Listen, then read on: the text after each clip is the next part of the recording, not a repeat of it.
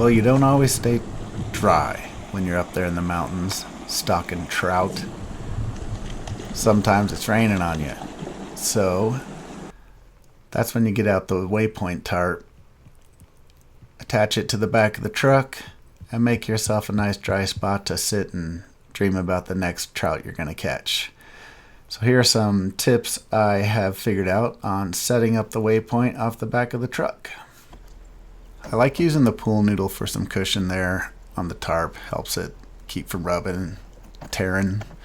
But the main tip is you start attaching at the truck. So attach the part up there to the rack.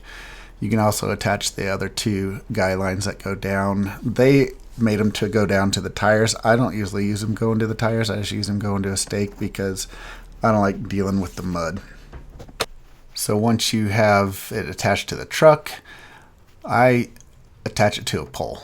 And this is when you run into, if you're doing it by yourself, you want it easy access. And what I have run into is dealing with the guy lines and how to keep them neat and easy to use. So this is where we're going to stop. We're going to talk about using the daisy chain on the guy lines. So daisy chaining, just make a loop and then pull the loose end through that loop.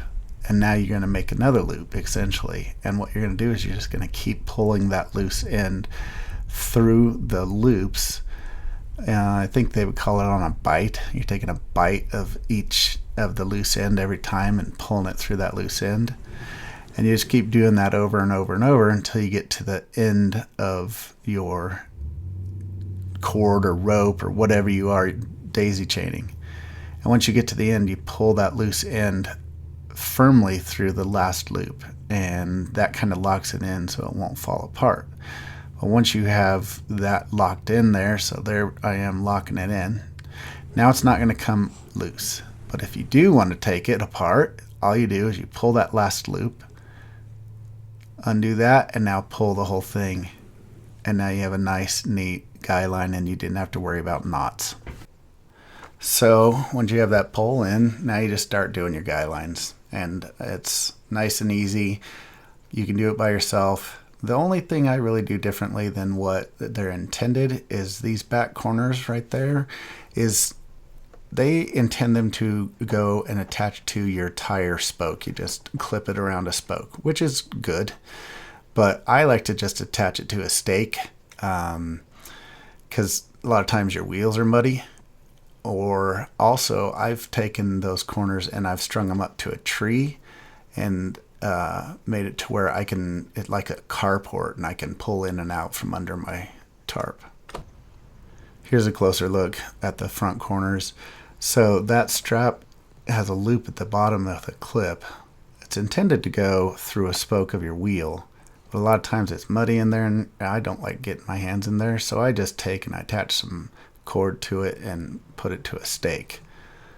If you go to Kelty's website and you watch their little introduction of the tarp with instructions for setting it up, they attach those front corners and the part to the rack before they put up the pole, which makes sense now, and probably my next time I'll try to do that as well.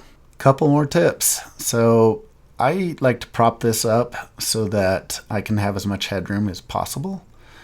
I used my Tenkara case in this situation, but you know, we could make a board or you can grab a stick, something to hold it up and give you headroom.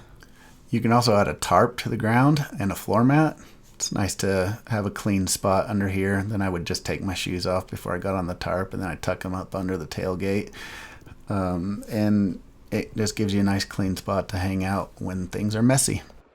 My final trick is a laundry line. I took a prusik, attached it to the pole, and then pulled some cord between the prusik and the truck, and had myself a laundry line to hang things up. That's a fun little trick.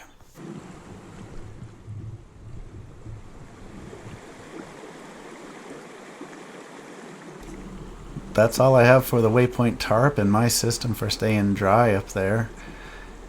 I'll put a couple links in the description to a couple of knots to help you out with if you want to use this system, definitely use a Bolin, double fisherman's, the Prusik, and that pretty much, I might have done a figure 8 on a bite or something for pulling that laundry line tight. But anyways, stay tuned. There's a couple more fish you can watch me catch here. But the last one is the biggest trout I've ever caught on my Tenkara rod, and it was pretty darn exciting. You'll hear it in my voice because I was pretty shocked to lay into one that big, because normally I'm just catching little tiny 6-inch fish here and there because I fish way up high in the mountains where the fish don't usually get too big. But this next one you're about to watch, it was pretty awesome. So thanks for tuning in. Catch you next time.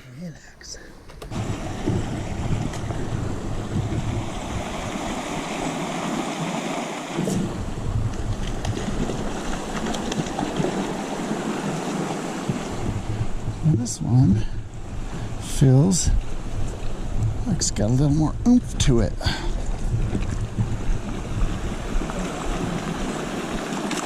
My line is too long. Come here, line. Come on.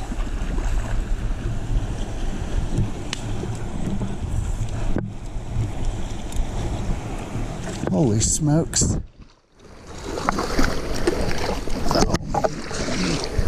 Oh, holy smokes. Whoa. That is the biggest trout I have ever caught.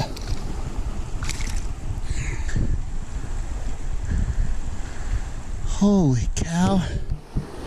My heart is thumping.